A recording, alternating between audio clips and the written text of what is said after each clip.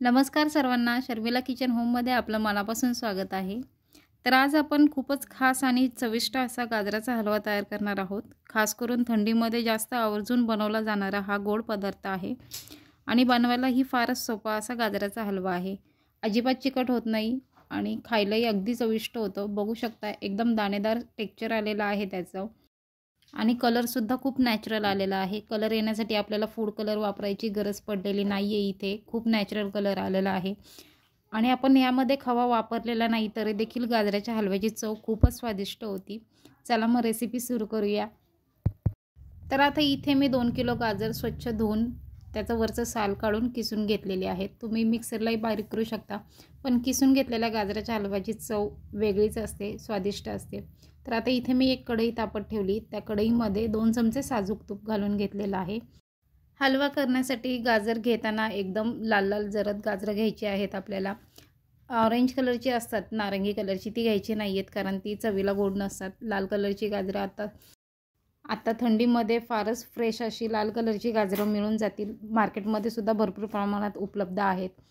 आणि आता ही आपण किसून घेतलेलं गाजर आपल्याला फक्त तुपामध्येच परतून घ्यायचं आहे। फुल गॅसवरती 10 ते 15 मिनटं लागू शकतात। जर तुम्ही गॅसजवळ थांबणार असाल तरच फुल गॅस करा, नाहीतर मीडियम गॅसवरती नुसती परतून घेतली तरी देखील चालतील। सुरुवातीचे 15 मिनटं आपल्याला फक्त तुपामध्येच परतून घ्यायचं आहे आणि सतत परतत राहायचं आहे आपल्याला।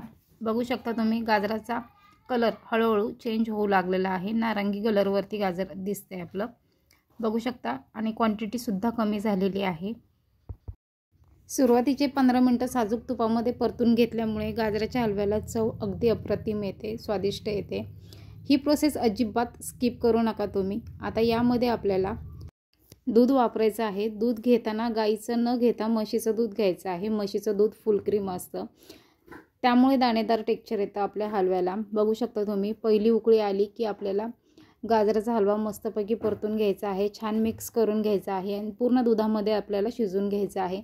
इथे पण 10 ते 15 मिनटं आपल्याला फुल गॅसवरतीच दूध आटवून घ्यायचं आहे, त्यानंतर मीडियम गॅसवरती दूध आटवून घ्यायचं आहे। बघू शकता दूध आटत चाललेलं आहे आपलं, त्यात अजूनही थोडं दूध आहे, आपण अजून 10 मिनटे दूध आटवून घेऊया।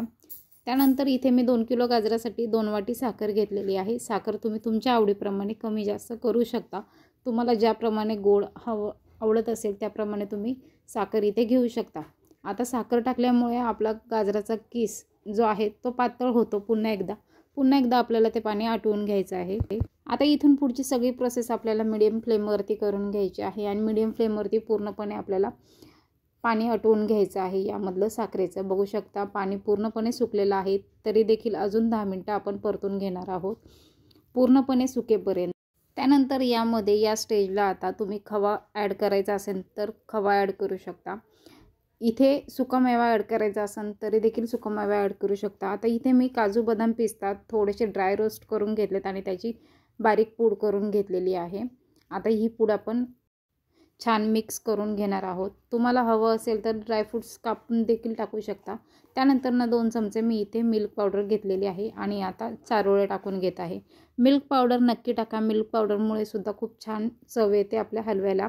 आता हे पूर्णपणे आपल्याला गाजराच्या हलव्यामध्ये मिक्स करून घ्यायचं आहे, सतत मिक्स करत राहायचं आहे आपल्याला। बघू शकता गाजराचा हलवा पूर्णपणे सुकलेला आहे। गाजराचा हलवा आपला तयारच आहे, पण आता सगळ्यात शेवटी आपल्याला साजूक तूप टाकून घ्यायचं आहे। 1 चमचे 2 चमचे तुम्ही तुमच्या आवडीप्रमाणे तुम्ही टाकू शकता। सर्वात शेवटी तूप टाकल्यामुळे सुद्धा हलव्याला चव अगदी अप्रतिम येते। बघू शकता आपला गाजराचा हलवा सर्व करण्यासाठी तयार आहे।